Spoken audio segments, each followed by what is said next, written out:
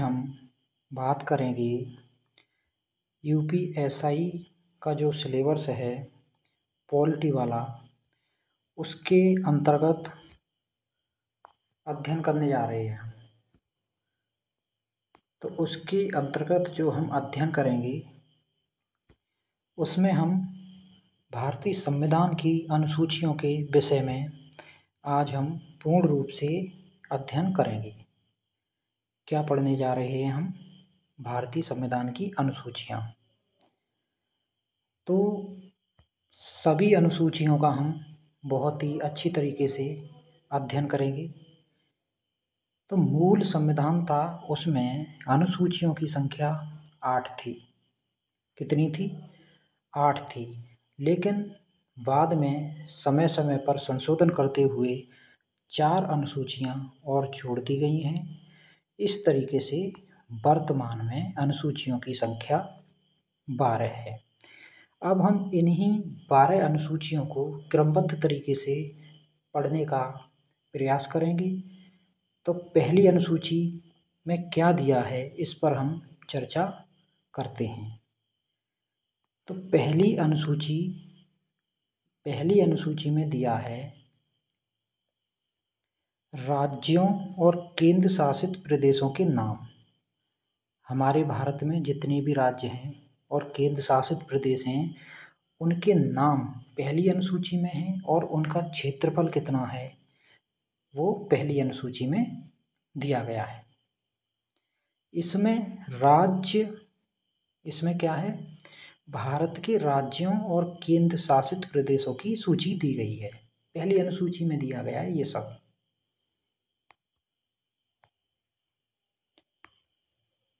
तो चलिए, और क्या दिया गया है इसमें? और दिया गया है प्रत्येक राज्य और केंद्र शासित प्रदेश की सीमाओं का विवरण। यानी कि पहली अनुसूची में इतना दिया गया है कि जो भारत के राज्य हैं और केंद्र शासित प्रदेश हैं, उनका क्या नाम है और उनका क्या क्षेत्रफल है और उनकी सीमाएं, ये सभी पहली अनुसूची में दिए गए हैं। वर्तमान के परिदृश्य से देखें तो भारत में वर्तमान में 28 राज्य हैं। कितने? 28 राज्य हैं और 8 केंद्र शासित प्रदेश हैं। 8 क्या हैं? केंद्र शासित प्रदेश हैं। चलिए, तो ये 28 जो राज्य हैं, इन सभी का नाम, जैसे उत्तर प्रदेश, मध्य प्रदेश, झारखंड, बिहार, ये जितने भी राज्यों के नाम हैं वो सभी नाम इसी अनुसूची में हैं। केंद्र शासित प्रदेश हैं 8, दिल्ली, पुदुचेरी, ये सभी किस में हैं? ये पहली अनुसूची में हैं। चलिए अब दूसरी अनुसूची की तरफ चलते हैं। दूसरी अनुसूची में क्या दिया है?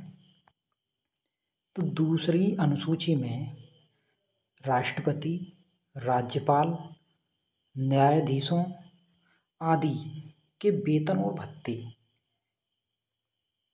के बारे में दिया गया है। और भी पद हैं, इनमें निम्न पदों के वेतन, भत्तों और विशेषाधिकारों का वर्णन अनुसूची 2 में किया गया है। चलिए, कौन कौन से पद हैं वो और अच्छे से समझते हैं। देखो, राष्ट्रपति, उपराष्ट्रपति, राज्यपाल, संसद और राज्य विधायिका के अध्यक्ष, उपाध्यक्ष, सुप्रीम कोर्ट और हाई कोर्ट के न्यायाधीश, सुप्रीम कोर्ट और हाई कोर्ट के न्यायाधीश, और नियंत्रक एवं महालेखा परीक्षक यानी कि कैग, इन सभी के वेतन भत्ते और उनके कुछ विशेषाधिकार, उनका जो विवरण है वो अनुसूची 2 में है।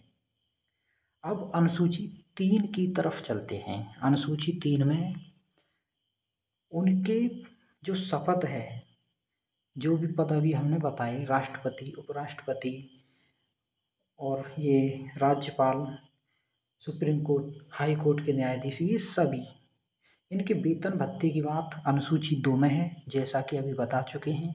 इनकी शपथ और प्रतिज्ञा का वर्णन अनुसूची 3 में है। किसमें है? अनुसूची 3 में है। इसमें भारत के विभिन्न पदों पर नियुक्त होने वाले व्यक्तियों की शपथ का प्रारूप दिया गया है। ये किसमें है? अनुसूची 3 में है। तो वो पद कौन कौन से हैं वो सभी पहले भी हम चर्चा कर ही चुके हैं, फिर भी एक बार और देख लेते हैं।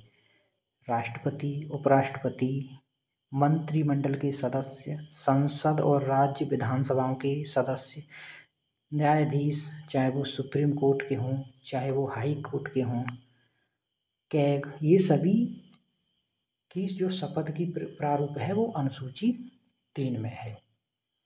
आपको कहीं भी कोई डाउट आए तो आप कमेंट करके अवश्य पूछिए, उसका उत्तर देने का पूरा प्रयास किया जाएगा। चलिए अब अनुसूची 4 की तरफ चलते हैं। अनुसूची 4 में राज्यसभा में राज्यों का प्रतिनिधित्व।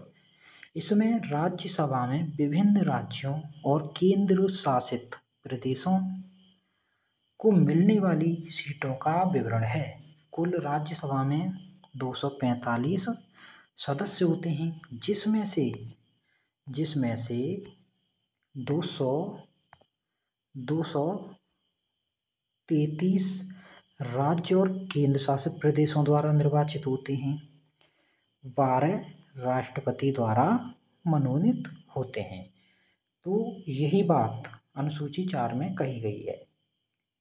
चलिए अनुसूची 5 की तरफ बढ़ते हैं। अनुसूची 5 में क्या है? अनुसूचित जनजातियों के लिए प्रशासन और नियंत्रण के बारे में बात करी गई है अनुसूची 5 में। यह अनुसूची उन क्षेत्रों के प्रशासन से संबंधित है जहां अनुसूचित जातियां निवास करती हैं। क्या निवास करती हैं? अनुसूचित जातियां निवास करती हैं। इन क्षेत्रों में विशेष प्रशासनिक प्रावधान हैं। राज्यपाल को इन क्षेत्रों के लिए विशेष अधिकार प्राप्त हैं। अब अनुसूची 6 की तरफ चलते हैं। अनुसूची 6 में क्या है? अनुसूची 6 में है पूर्वोत्तर राज्यों के लिए विशेष प्रावधान। किसके लिए? पूर्वोत्तर राज्यों के लिए विशेष प्रावधान। यह अनुसूची असम, मेघालय, त्रिपुरा तथा मिजोरम के आदिवासी क्षेत्रों पर लागू होते हैं। ये हमें याद कैसे रखने हैं? तो आप एक ट्रिक याद रखोगे, ट्रिक ATM स्क्वायर।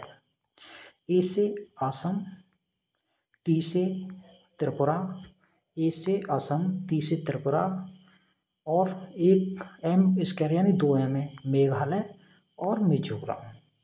ठीक है। इन क्षेत्रों में स्वायत्त जिला परिषदें बनाई गई हैं। चलिए और देखते हैं उन्हें विधायी, न्यायिक और वित्तीय अधिकार प्राप्त हैं। अनुसूची 7 में बात करेंगे। अनुसूची 7 में क्या दिया गया है?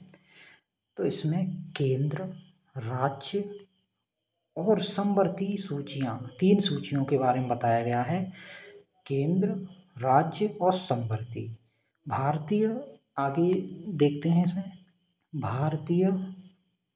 भारतीय संविधान की 7वीं अनुसूची भारत में केंद्र और राज्य सरकारों के बीच अधिकारों और विधायी शक्तियों के विवरण से संबंधित है। यह अनुसूची संविधान का एक बहुत ही महत्वपूर्ण हिस्सा है, क्योंकि यह बताती है कि कौन से विषयों पर केंद्र सरकार कानून बनाएगी और कौन से विषयों पर राज्य सरकार कानून बनाएगी।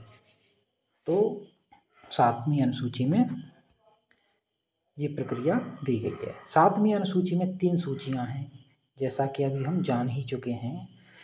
तो इनमें जो संघ सूची है ना, यूनियन लिस्ट, इसमें वे विषय आते हैं जिन पर केवल केंद्र सरकार कानून बना सकती है। ये राष्ट्रीय महत्व के विषय होते हैं। किसके? राष्ट्रीय महत्व के विषय होते हैं। वर्तमान में इन विषयों की संख्या 100 है। कितनी है? 100 है।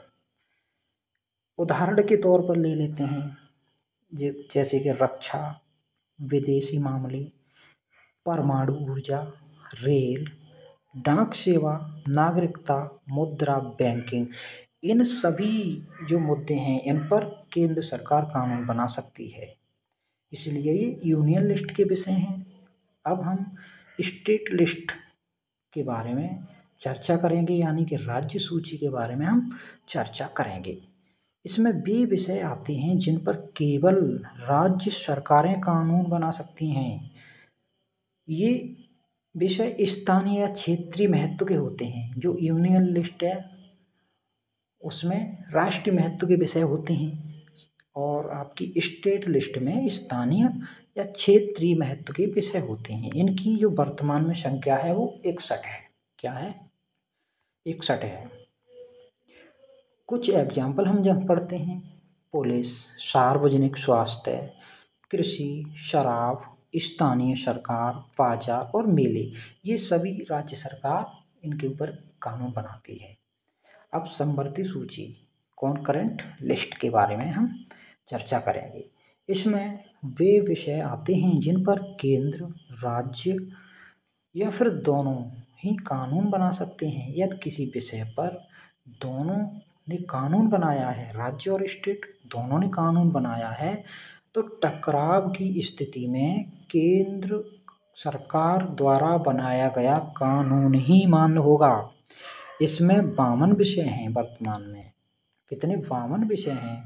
शिक्षा, वन, विवाह, क्या? शिक्षा, वन, विवाह, तलाक, दिवाला, श्रम कानून, पर्यावरण, ये सभी क्या हैं? ये कॉन्करेंट लिस्ट के विषय हैं। यानी कि इन पर केंद्र और राज्य दोनों ही सरकारें कानून बना सकती हैं और अगर टकराव की स्थिति आती है तो केंद्र सरकार का कानून ही मान्य होता है। इससे संबंधित कुछ महत्वपूर्ण तथ्य भी हम जानते हैं 7वीं अनुसूची से संबंधित। तो इसमें क्या है? संविधान की 7वीं अनुसूची अनुच्छेद 246 के अंतर्गत आती है। यह संघीय व्यवस्था, फेडरल स्ट्रक्चर को लागू करने का आधार है। क्या है? आधार है। ये समय समय पर संसद संशोधन द्वारा सूची में बदलाव कर सकती है।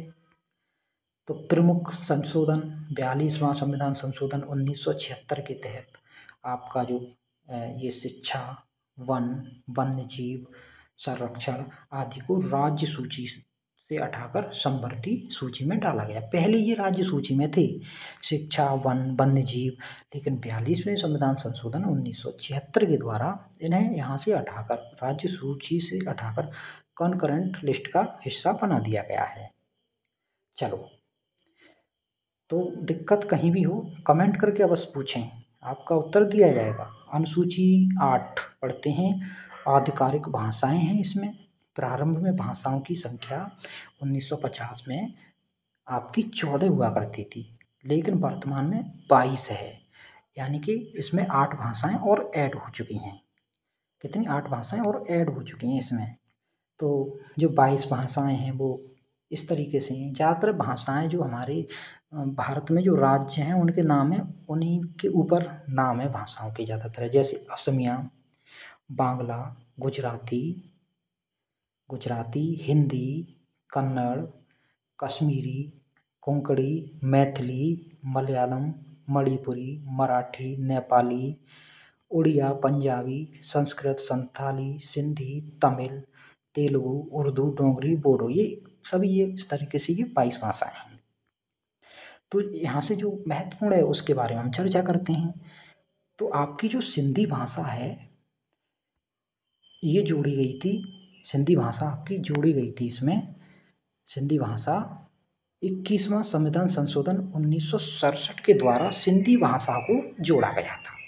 ये महत्वपूर्ण तथ्य है। यहाँ से एक प्रश्न आ जाता है पेपर में कि सिंधी भाषा को कब जोड़ा गया 8वीं अनुसूची में। तो 21वां संविधान संशोधन हुआ था 1967 में, उसके थ्रू इसे जोड़ दिया गया। अब 71वां संविधान संशोधन 1992 में हुआ। इसके तहत 3 भाषाओं को जोड़ा गया। तो 3 भाषाएं भी इस तरह से हैं, कोंकणी, मणिपुरी और आपकी नेपाली। तो ये हमें कैसे याद रखनी है, हम एक ट्रिक याद रख लेंगे इसके लिए, तो बहुत ही आसान हो जाएगा।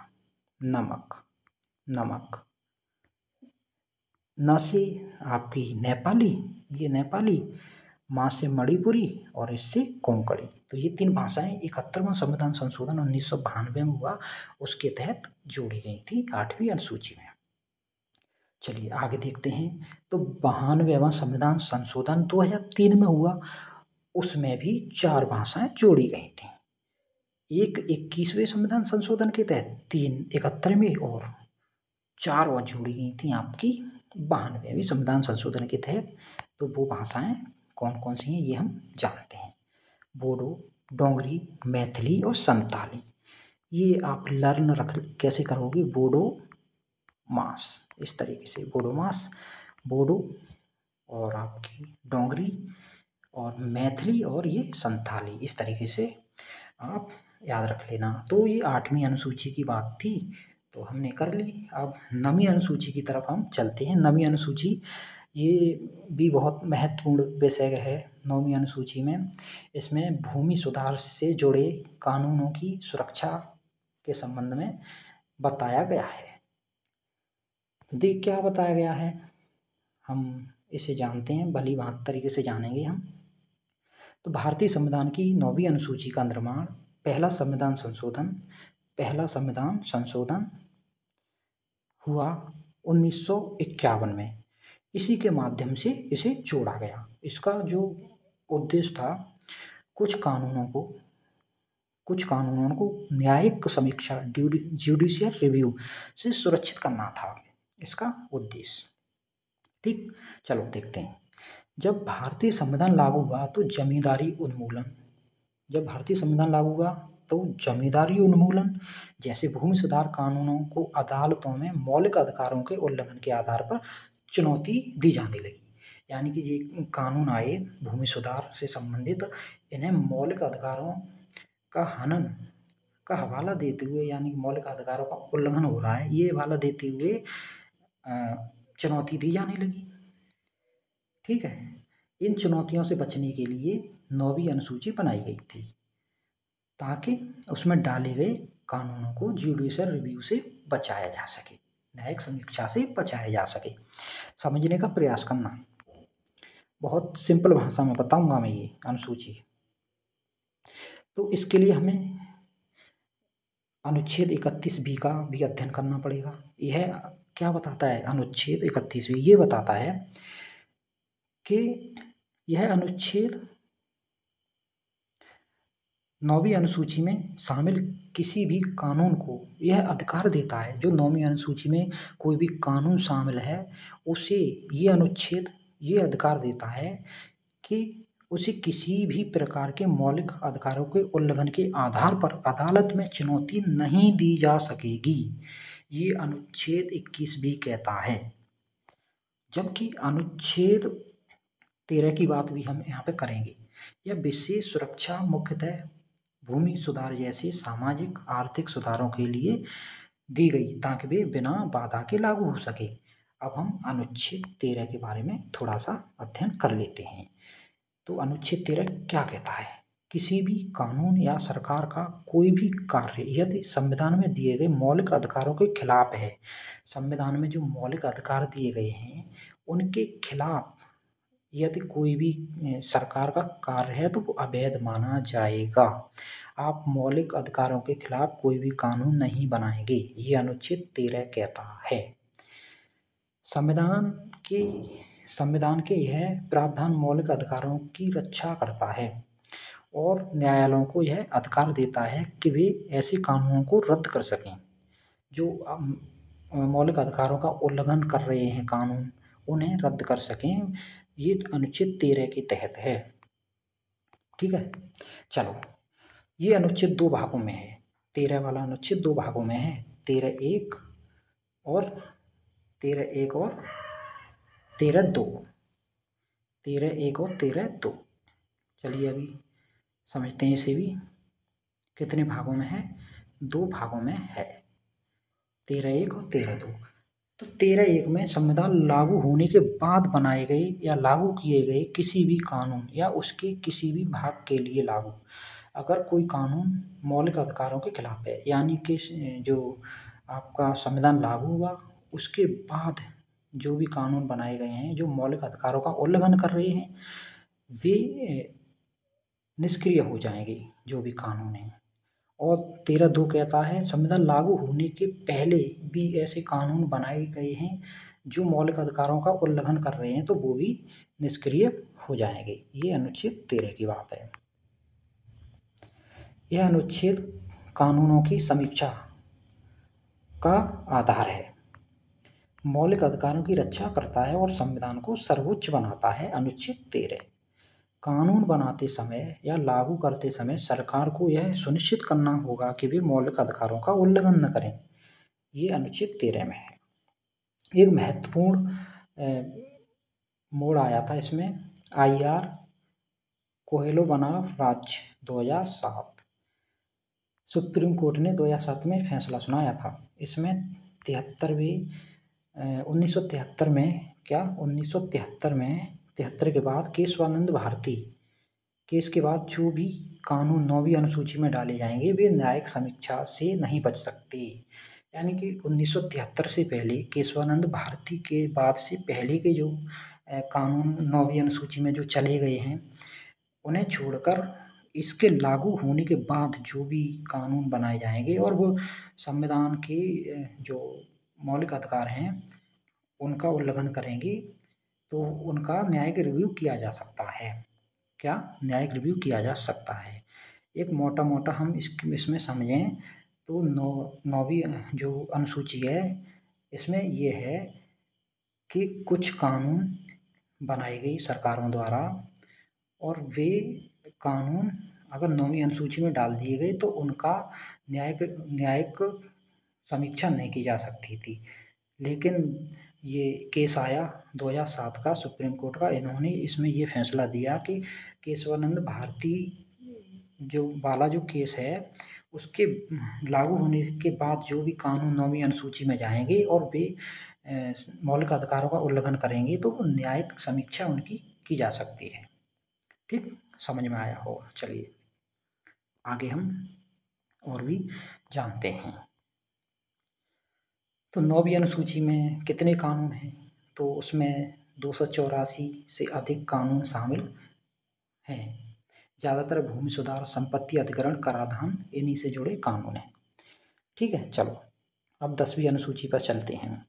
ये दल बदल कानून से संबंधित है 10वीं अनुसूची। ये अनुसूची जोड़ी गई है आपकी 1985 में 52वें संविधान संशोधन के तहत ही जोड़ी गई है। इसका जो उद्देश्य था विधायिका यानी लोकसभा, राज्य विधानसभा में राजनीतिक स्थिरता बनाए रखना इसका उद्देश्य था। निर्वाचित सदस्यों द्वारा पार्टी लाइन के खिलाफ जाकर दल बदलने से रोकना, भ्रष्टाचार और अवसरवादिता पर अंकुश लगाना, ये इसके उद्देश्य थे। ठीक है, ये क्या है, इसके उद्देश्य हैं। मुख्य प्रावधान दल बदल की स्थितियां क्या होती हैं, किसी विधायक या सांसद को निम्नलिखित आधारों पर अयोग्य ठहराया जा सकता है। यदि वह अपनी राजनीतिक पार्टी के निर्देशों के खिलाफ मतदान करता है तो वो अयोग्य ठहराया जाएगा इस अनुसूची के तहत। पार्टी के किसी बिल के पक्ष में वोट देने को कहा और सदस्य ने विरोध में वोट दिया, यानी पार्टी कहीं वोट देने को कह रही है और वो सदस्य कहीं वोट दे रहा है तो वो अयोग्य घोषित हो जाएगा। यदि कोई सदस्य स्वेच्छा से अपनी पार्टी की सदस्यता छोड़ देता है तब भी वो अयोग्य। स्वेच्छता का अर्थ यह है चाहे वह लिखित रूप से इस्तीफा दे या अपने कार्यों से यह साबित हो। यदि एक स्वतंत्र उम्मीदवार चुनाव जीतने के बाद किसी राजनीतिक दल में शामिल हो जाता है, ये सभी इसकी कंडीशन है। यदि एक नामित सदस्य 6 महीने के अंदर किसी राजनीतिक दल से जुड़ जाता है, इसमें कुछ छूटें भी दी गई हैं। अगर किसी राजनीतिक दल का 2/3 बहुमत, कोई राजनीतिक दल है उसका 2/3 बहुमत अन्य पार्टी में विलय करता है तो ये दल बदल नहीं माना जाएगा। कोई राजनीतिक पार्टी है उसका 2/3 बहुमत किसी दूसरी पार्टी से जुड़ जाता है तब ये दल बदल नहीं माना जाएगा, इसका लाभ उन्हें मिलेगा। ठीक है, चलो आगे देखें। निर्णय लेने वाला अधिकारी इसमें दल बदल के मामले में निर्णय लेने वाला अधिकारी सभापति या अध्यक्ष होता है। उसके निर्णय को पहले अंतिम माना जाता था, यानी कि उनने जो निर्णय ले लिया वही माना जाता था, लेकिन अब इसका न्यायिक समीक्षा की जा सकती है। ये केस आया था कि हो तो कोलोहन बनाम जाची लुई 1992 में सुप्रीम कोर्ट ने कहा था कि स्पीकर का फैसला न्यायिक समीक्षा के अंतर्गत आ सकता है, हालांकि निर्णय लेने की प्रक्रिया निष्पक्ष और समयबद्ध होनी चाहिए। एक संशोधन 91वां संविधान संशोधन 2003, इसके तहत मंत्रिपरिषद की कुल संख्या को सदन की कुल संख्या के 15% तक सीमित किया गया। ये महत्वपूर्ण प्रश्न है, ये आता रहता है परीक्षाओं में। मंत्रियों की संख्या कितनी? 15% मंत्रिपरिषद के कुल सदस्यों की हुई। ये 91वां संविधान संशोधन 2003 था, उसके तहत है। चलो, दल बदल को और अधिक कठोर बनाने के लिए जो विलय की अनुमति 1/3 से बढ़ाकर की गई थी, कितनी? 1/3 से बढ़ाकर 2/3 की गई थी, इसी के माध्यम से। अब 11वीं अनुसूची पर हम चर्चा करेंगे। पंचायतों के लिए अधिकार, ये 73वें संविधान संशोधन अधिनियम 1992 के तहत जोड़ी गई थी और इसमें 29 विषय हैं। कितने? 29 विषय हैं, ये महत्वपूर्ण है। 29 विषयों पर अधिकार प्रदान किए गए हैं। ग्राम पंचायत, पंचायत समिति और जिला परिषद, 3 स्तर हैं इसके। ठीक है, चलो। पंचायत राज प्रणाली को संवैधानिक मान्यता दी गई। 12वीं अनुसूची आपकी नगर पालिकाओं के लिए अधिकार, 74वां संविधान संशोधन 1992 के तहत जोड़ी गई। इसमें आपके 18 विषय हैं। कितने? 18 विषय हैं। कितने विषय हैं इसमें? इसमें आपके 18 विषय हैं। ठीक, चलो, कितने विषय हैं? 18 विषय हैं। इसमें 18 विषय हैं और किससे ये संबंधित है? ये नगर पालिका के लिए अधिकारों से संबंधित है। 18 विषय हैं और नगर पालिका 3 प्रकार से है। कौन कौन सी है? ये है नगर पंचायत, नगर पालिका और महानगर। तो ये आपकी 12 अनुसूची हुई। वीडियो को लाइक कर दें, दोस्तों के साथ शेयर कर दें, चैनल को सब्सक्राइब अवश्य करें। इस तरीके से मैं अच्छी वीडियो आपके समक्ष प्रस्तुत करता रहूँगा। Thank you friends.